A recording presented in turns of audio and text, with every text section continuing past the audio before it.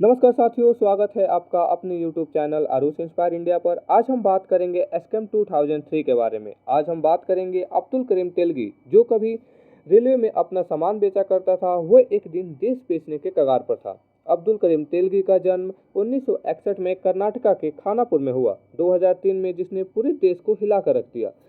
Abdul Karim Telgi below class family से belong करता था। उनके पिताजी रेलवे के अंदर चतुर्थ श्रेणी के कर्मचारी थे। इनके पिता के मृत्यु के बाद तेलगी अपने माताजी के साथ रेलवे स्टेशन पर फल बेचने लगा और इंटरमीडिएट तक की पढ़ाई की। उसने अपनी ग्रेजुएशन कॉमर्स से किया और पहली नौकरी मेसर्स फिलिप्स इंडिया लिमिटेड में सेल्स एग्जीक्यूटिव के रूप में की।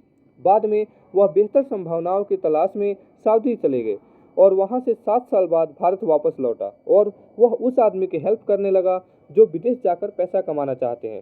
खाड़ी देशों के अंदर इंडियन लेबर को एक्सपोर्ट करना चालू कर दिया। इस काम के लिए उसने 1980 में फर्जी पासपोर्ट बनाना शुरू किए और अरेबियन मेट्रो ट्रैवल्स के नाम से एक कंपनी खोली। लेकिन पुलिस इन्वेस्टिगेशन में पकड़े जाने पर उसे जेल में डाल दिया गया। जेल में उसे रतन सोनी से मिला और स्टंप पेपर घोटाला के बारे में बताया। स्टंप एक प्रकार का पेपर होता है जिसके ऊपर नोट छपा हुआ रहता है। इसका मतलब जितने रुपए का नोट छपा रहता है उतने ही पैसे देकर आप पेपर को खरीद सकते हैं। स्टंप पेपर को गवर्नमेंट स्टंप एक्ट के अंतर्गत रेगुलेट करती है। तेलगी ने फर्जी स्टैम्प पेपर छापने के बारे में काम करना शुरू किया। तेलगी ने जानकारी जुटाई स्टंप पेपर कहाँ छपते हैं और 1994 में स्टंप पेपर लाइसेंस ले लिया और इसने कबाड़ मशीनों को खरीदा। इसने जो ऑफिसर्स स्टंप पेपर मशीनों को विजिट किया करते थे उन्हें पैसे देकर मशीनों को कबाड़ करवाया और उसी मशीनों को कबाड़ से खरीद लिया।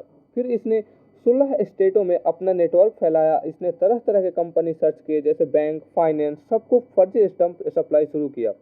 स्टंप बेचने के लिए इसने 300 MBA किए हुए कैंडिडेट को हायर किया। MBA लड़के प्राइवेट ऑर्गेनाइजेशन से कांटेक्ट कर मोटी रकम पर स्टंप बेच कर आते थे। तेलगी का कार्य सही तरीके से चल रहा था, लेकिन एक बार इसने पैसे के घमंड में आकर तेलगी ने एक नाइट में एक बार गर्ल के ऊपर 93 लाख रुपए लुटा दिए।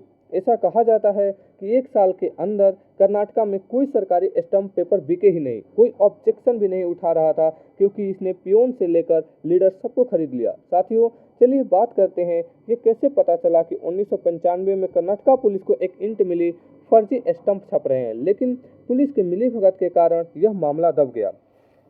फर्जी स्टंप को लेकर अगले ही दिन ट्रैफिक पुलिस ने एक ट्रक को पकड़ा और तेलगी को जेल में डाल दिया गया, लेकिन वह जेल में रहकर भी अपना बिजनेस को जारी रखा। तेलगी ने 30,000 करोड़ रुपए का फर्जी स्टंप मार्केट में बेचे। सरकार ने अगर इस स्टंप को फर्जी सिद्ध किया तब 1 साल के अंदर प्रॉपर्टी, मैरिज, फाइनेंस, बैंक सारे नकली प्रूफ होंगे। मजबूरन सरकार को इसकी फर्जी स्टंप को भी मान्यता देनी पड़ी। 2017 में तेलगी को स्पेशल ट्रीटमेंट जेल में भी मिलता था। इसका एक नार्को टेस्ट कराया गया ताकि इसकी झूठ को पकड़ी जा सके।